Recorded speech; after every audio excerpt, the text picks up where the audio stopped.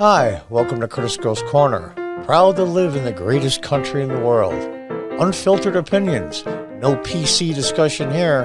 Agree, disagree, hate it, love it, it's all good. Sit back and enjoy some unfiltered commentary. We discuss politics, culture, interviews, and more. Your comments are always welcome. Please help the channel by hitting that subscribe button. Doesn't cost a thing. And as always, thanks for your support.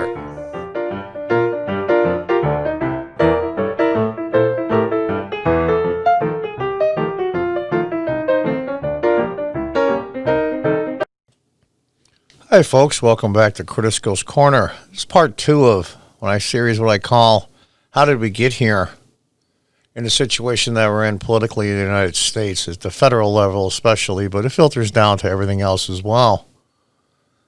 And I'm going to call this episode Historical Media Bias. Now, every single person, including myself, has biases.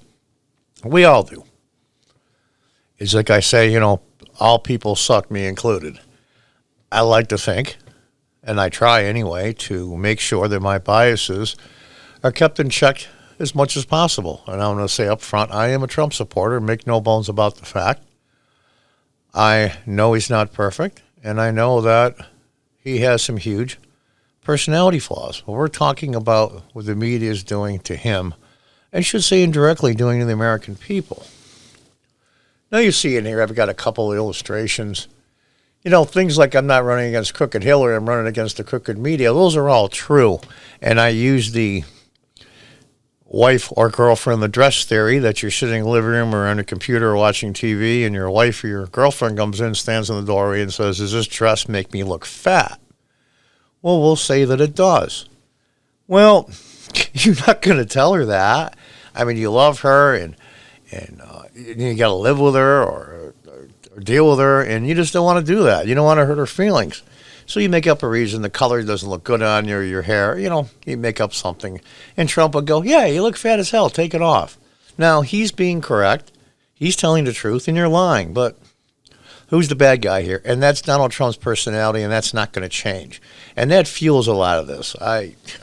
Of course, that fuels a lot of this. But it accelerated to such a tremendous pace that at the beginning, it was just animosity towards Donald Trump, period. All right. I mean, I can see how people would dislike him quickly. They used to call me, I'm in upstate New York, I'm a former city councilman. They used to call me, I was Trump before there was Trump. And sometimes I consider that a compliment, and sometimes I just chuckle. But nonetheless, that's the way he is. And that, of course, is not helping, and it didn't tap down or try to bring down any of the rhetoric at all. And look at the bottom right. Control the media controls us. That's all true. It's happened throughout history so many times. It's like saying the world is round. It's just a statement of fact. Now, what do? The problem is, life is so hectic. I mean, walk around. What do you see constantly? You see people on their cell phones, either texting or looking or messages and blah, blah, blah. I mean, it's endless. In fact, I have texting taken off my cell phone just for that reason. Because you got to have time to breathe.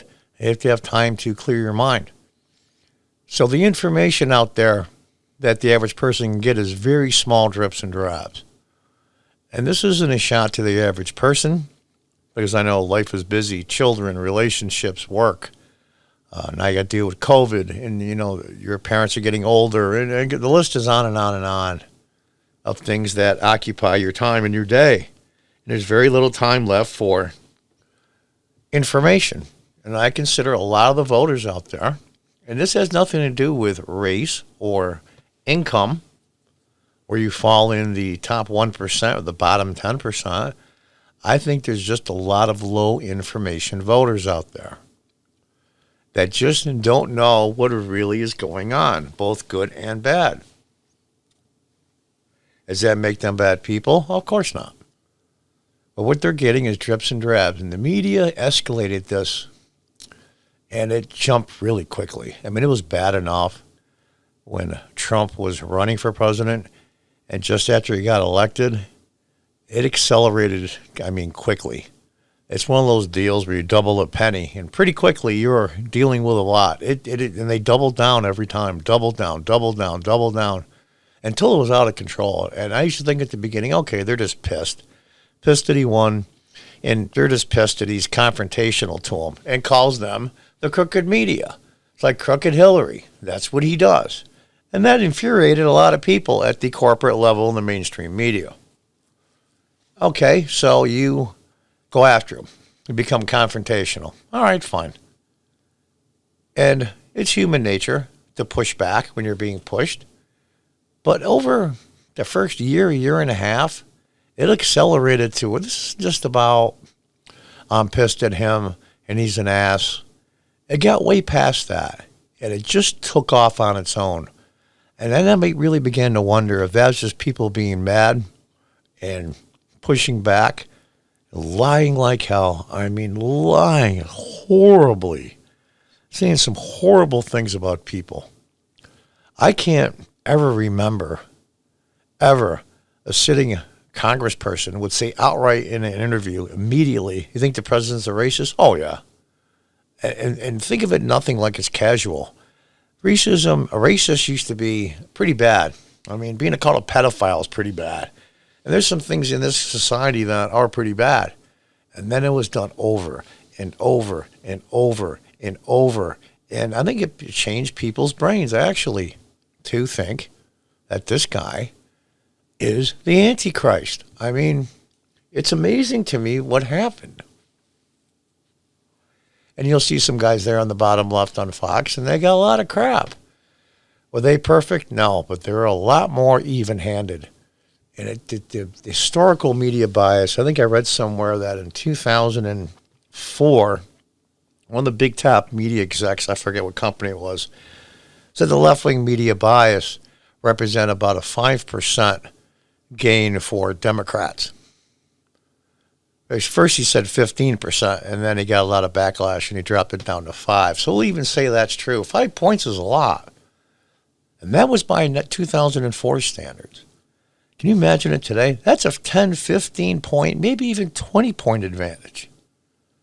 It's horrendous. It's unethical. Yeah, granted, you don't have to be ethical. You don't have to be a good guy. But indirectly, the media has been giving a lot of leeway by the government. They certainly are on social media. I'm going to do a whole episode on social media. They've been in a certain place of trust to the American people. They would do their best to relay the facts as best they know them. May not be perfect, but they do what they can. Those days are long gone.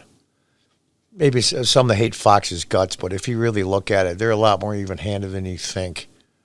They're not all one-sided. Now, you get guys like Sean Hannity, who I like, but he makes no bones about the fact that he is who he is. Tucker Carlson is even-handed. He dishes it out to Republicans that screw up just as badly. So, anyway, I get off track a little.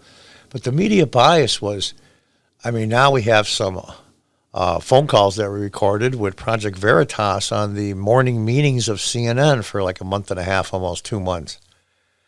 And it's talking about how horrendous it is that the Cubans in South Florida always are put off by the words of socialism, because a lot of them are either first generation or immigrants or first or second generation Cubans, and they know what socialism is and the horrors of it. And we need to stop that. I'm like, wait a minute. That sounds like a DNC meeting. That sounds like something the Democratic National Committee would say, and rightfully so. They're a political party trying to beat the other side. Not from a major news network. And that's what happened. The bias was always there, and everybody knew about it. So when they took the information in years ago, they knew it had a small left slant on it, and so they filtered that in to their thinking. But today, my God, if you didn't know that was a CNN recording of a meeting with the top officials in CNN for that day, you would think it was the DNC meeting or a regional DNC meeting. You can't tell the difference anymore. And that's what happened. The mainstream media, or the bulk of it, became an extension of the Democratic National Committee.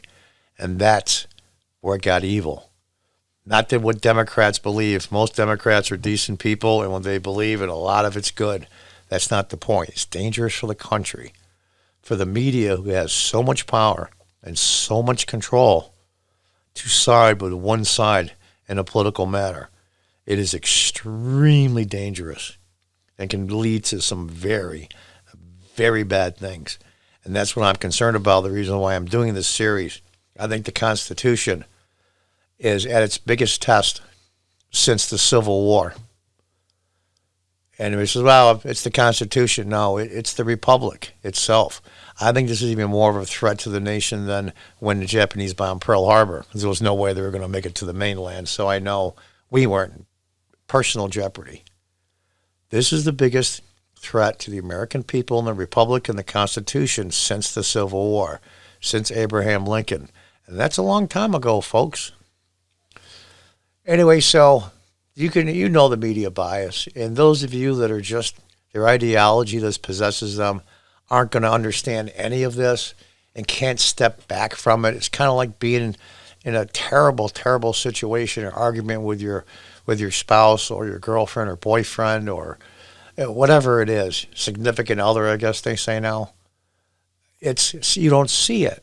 You don't see the facts of it. All you see is you're so emotionally involved that you can't see the forest for the trees, so to speak. And these guys, they don't see it.